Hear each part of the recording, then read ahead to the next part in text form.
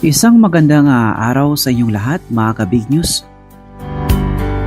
Muli, ito ang inyong lingkod si Loy Imam na laging handang makinig at magbigay ng payo sa mga kwento ng buhay na punong-puno ng kulay. Ngayong araw, isang liham ang ating bubuksan. Liham na nagmumula sa Mindanao, mula sa isang pusong nalilito kung saan nga ba siya lulugar sa gitna ng paghanga ng marami sa kanya. Ito ang kwento ni Asleya. Dear Kuya Loy, tawagin niyo na lang po akong Asleya, 16 na taong gulang, tubong Sultan Kudarat. Graduating student po ako at kasalukuyang tumutulong sa aking ina sa pagtitinda namin sa loob ng isang provincial office. Kami po ay nagtitinda ng pastil, empanada at kung ano-anong pangmerenda at hanap buhay. Sabi nila, beauty is a curse. Nung una, hindi ko iyon naiintindihan. Pero nang magsimula na akong magdalaga, parang naging magnet ako ng atensyon. Kuya Loy, halos lahat ng mga binata at kahit mga may edad na empleyado sa opisina, sa amin bumibili. Hindi dahil sa sobrang sarap ng pastil namin, bagamat masarap naman talaga ito, kundi dahil gusto nilang makipag-usap sa akin. Doon na nagsimula ang sakit ng ulo, Kuya Loy. Ang mga kasamahan naming tendera nagsimula ng magbulong-bulungan. Ang sabi nila, ginagamit daw ako ng aking ina para maka-attract ng maraming customer. Front lang daw ako para lumakas ang benta. Masakit po yon, Kuya Loy. Minsan, gusto ko nang magtago sa ilalim ng mesa tuwing may darating na customer dahil sa hiya at sa talim ng tingin ng mga kapitpwesto namin.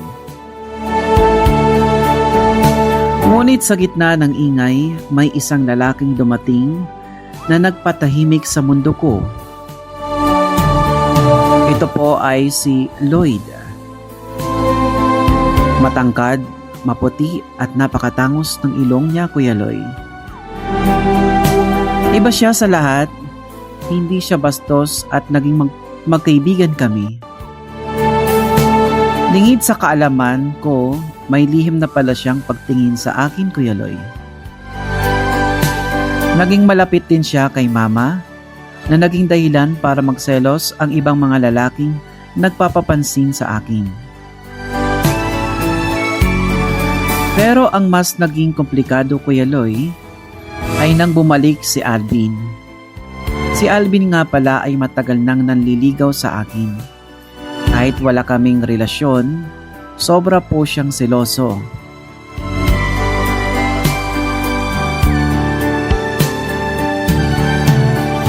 Isang araw, nag-abot sila ni Lloyd sa tindahan. Muntik na silang magpang-abot. Ramdam na ramdam ko ang tensyon. Yung mga ibang lalaki sa paligid parang handa na ring makisali sa gulo dahil sa akin. Nagtapat si Lloyd pero ang sabi ko, friends lang muna. Ganon din ang sinabi ko kay Alvin. Ngunit dahil sa dami ng intriga at dahil ayaw ni Lloyd ng gulo, unti-unti siyang lumayo, Kuya Loy. Umiwas siya para hindi na ako mas lalong pag-usapan. Kuya Loy, nakakapagod din pala. Kahit saan ako magpunta, ay may sumusunod. May nagpapadala ng mensahe, may nag-aaway. Para akong laging nasa gitna ng gyera na hindi ko naman sinimulan. Saan po ba ako lulugar, Kuya Loy? Paano ko ba mapoprotektahan ang sarili ko at ang dangal ni Mama mula sa mga maling akala. Umaasa, Aslea.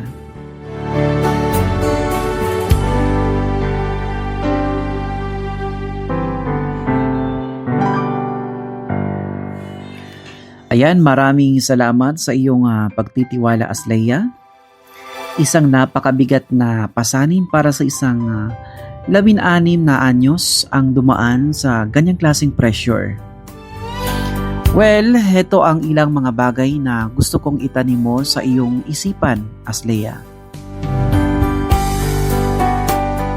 Una, huwag mong sisihin ang iyong kagandahan. Aslea, ang kagandahan mo ay biyaya at hindi sumpa. Ang mali ay ang pag-iisip ng mga taong nakapaligid sa iyo. Kung ginagamit ka man ni mama mo sa pagtitinda, hindi iyon masama hanggat marangal ang trabaho ninyo. Ang pagiging face of the business ay normal, basta nananatili ang respeto. Kaya huwag kang magpaapekto sa chismis ng mga tao o mga taong inggit lang sa inyong benta. Pangalawa, itakda ang iyong boundaries.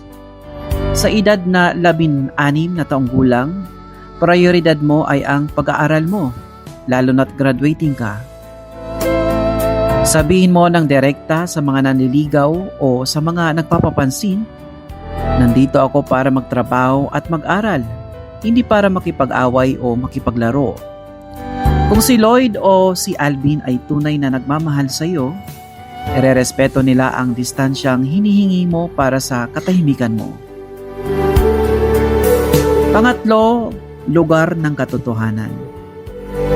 Nagtatanong ka kung saan ka lulugar. Lulugar ka sa tabi ng iyong pangarap. Huwag mong hayaan ang gulo ng mga lalaking ito ang magdikta ng iyong bukas. Ang mga lalaking nag-aaway dahil sa iyo ay hindi pa mature. Ang tunay na lalaki ay hindi gagawin o gagawa ng isyo na ikakasira mo, sa halip o protektahan ka nila. Pang-apat, Aslea, kausapin ang iyong ina. Mas mainam na maging open ka kay mama mo at sabihin mo sa kanya ang lahat ng nararamdaman mong pressure para magabayan ka niya sa pakikitungo ng mga customer.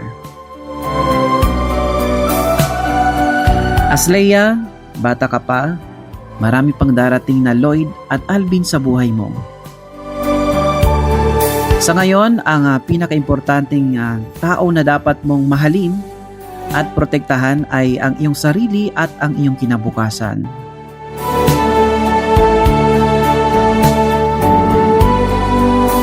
Ayan, magandang hapon sa lahat ng mga taga-Sultan Kudarat, especially dyan sa province. Muli ito ang inyong lingkod, si Kuya Loy, para sa liham kay Kuya Loy sa Big News Report.